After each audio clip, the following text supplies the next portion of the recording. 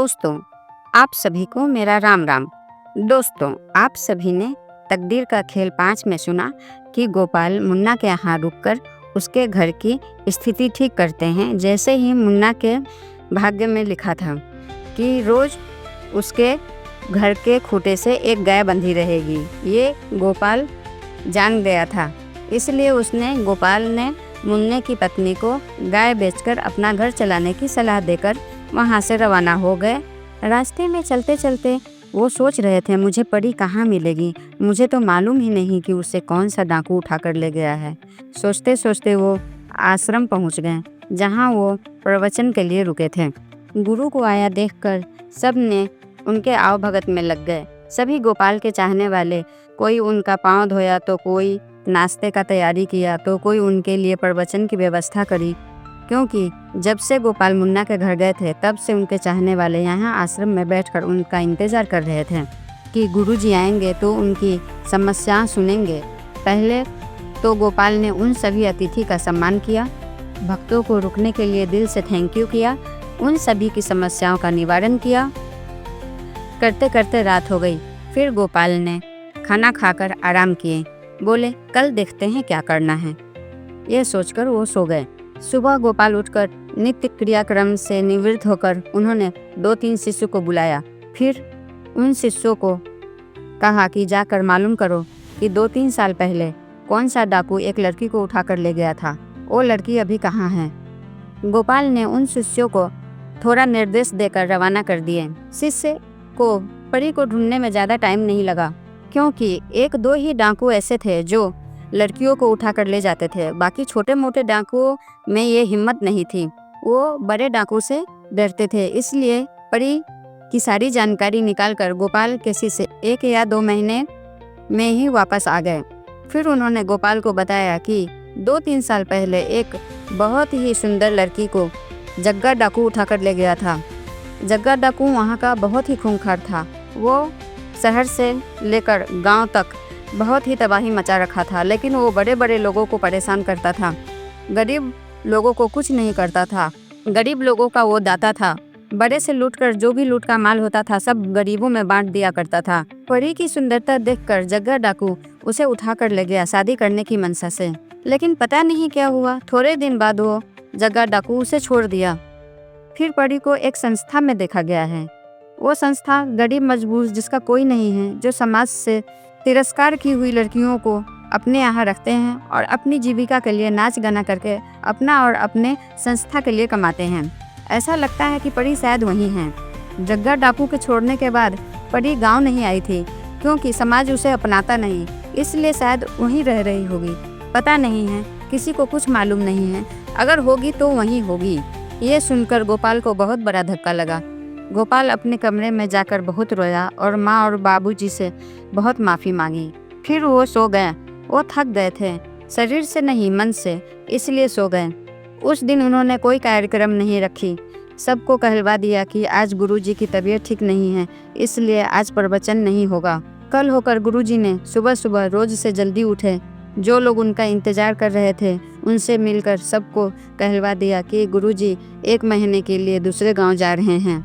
अब प्रवचन इस गांव में 1 महीने बाद होगा। दोपहर बाद गुरुजी निकल गए परी के पास जाने के लिए। रास्ते में सोच रहे थे कि पता नहीं शिष्य की जानकारी सही है या गलत। उन लोगों ने तो परी को देखा भी नहीं था। सब बात अनजान है, मुझे ही जाकर देखना पड़ेगा सही है या गलत, क्योंकि गोपाल भी तो परी को जानते नहीं थे। ऐसे उन्हें विश्वास था कि वो देखते ही पहचान लेंगे अपने परी को। फिर उन्हें याद आया, अरे जल्दी जल्दी में मैंने परी का कोई फ़ोटो भी नहीं लिया, मैं कैसे पहचानूंगा उसे।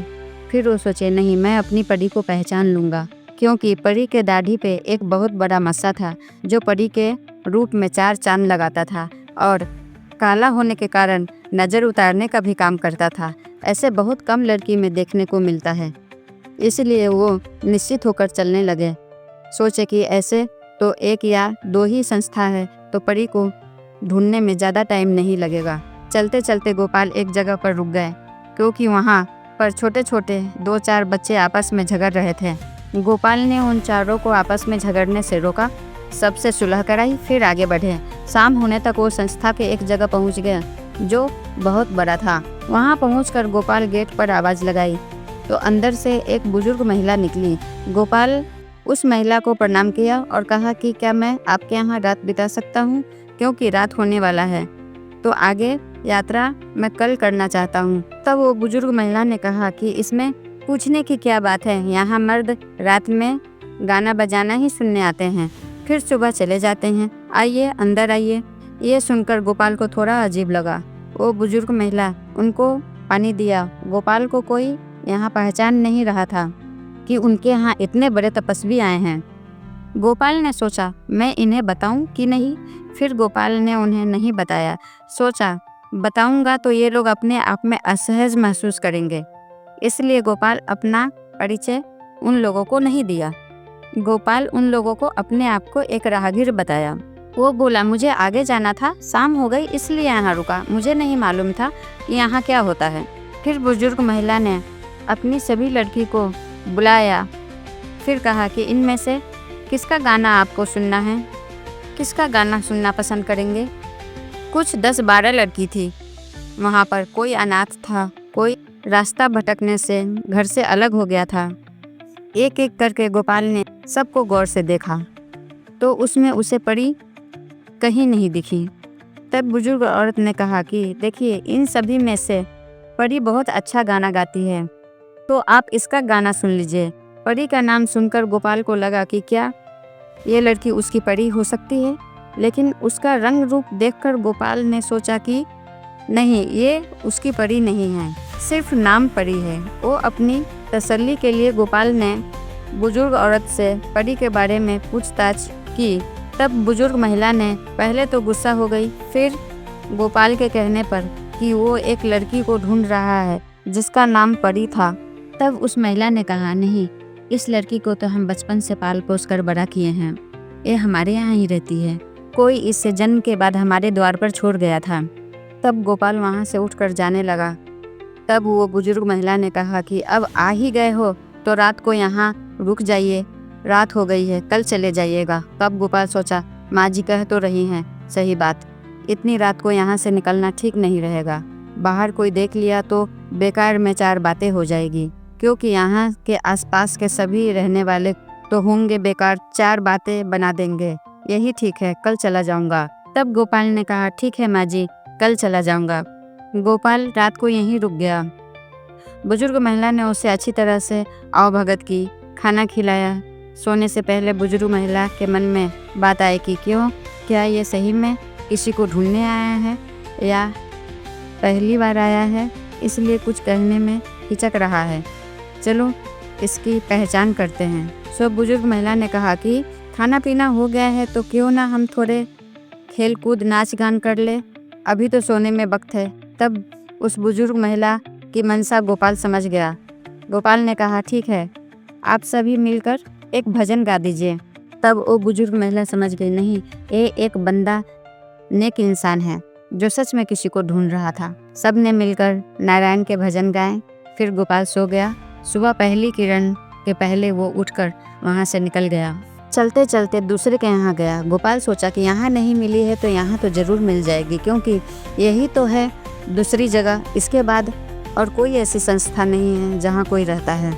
वहाँ पहुँचकर गेट खटकिया तो वहाँ एक लड़की ने द्वार खोला।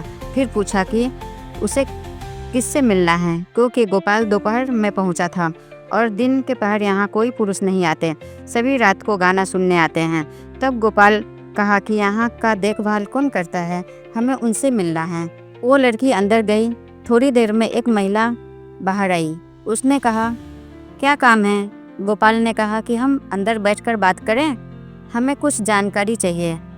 तब वो महिला गोपाल को अंदर लेकर आई। पहले पानी दिया। पानी पीने के बाद गोपाल ने उसे अपने आने की वजह बताई। तब वो महिला उनके यहाँ जितनी रहती थी सबको अंदर से बुलाया। तब गोपाल ने कहा कि नहीं, सबको मत बुलाइए, आप सिर्फ परी को बुलाइए। तब वो महिला ने कहा कि अजी हमारे यहाँ कोई परी नहीं रहती, यहाँ अपना असली नाम कोई नहीं बताता, सभी अपनी पहचान बदल कर रहते हैं, आप खुद देखकर पहचान लीजिए। तभी अंदर से सब लड़की आ गई। सभी को देखकर गोपाल सभी के चेहरे पर मस्सा ढूंढ रहा था जो उसे किसी के चेहरे पे नहीं दिखा। तब वो महिला ने कहा कि लगता है आप जिसे ढूंढ रहे हैं वो इसमें नहीं है। ठीक है, फिर आपको रात का इंतज़ार करना पड़ेगा क्योंकि एक लड़की हमारी दादी का इलाज कराने के लिए पास के गांव में गई हुई है। वहां से आते आते उसे रात हो जाएगी। तब देख लीजिएगा कि वो आपकी परी है भी या नहीं। फिर आप समझ जाएंगे कि आप जिसे ढूंढ रहे हैं वो इस दुनिया में है कि नहीं, क्योंकि हमारे यहाँ नहीं मिली तो कहीं नहीं मिलेगी। गोपाल उस महिला की बात सुनकर बहुत बेचैन हो गया। कहा, नहीं, ऐसा मत कहिए। तब वो महिला ने कहा कि तो क्या कहूँ बाबू, आपकी मर्जी, रुकना है तो रुको, जाना है तो जाइए। गोपाल दुविधा में पड़ गया, वो रुके या ना रुके। गोपाल ने सोचा, जो लड़की दादी के साथ गई है, यदि वो लड़की भी परी नहीं हुई तब क्या करेगा, कहाँ ढूंढेगा अपनी परी को।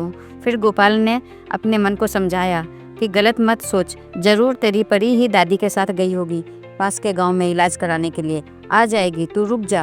यह सोचकर गोपाल वहां रुक गया। क्या यह मुन्नी परी ही है या कोई और लड़की है? क्या गोपाल को अपनी परी मिलेगी? यह जानने के लिए देखिए अगला भाग।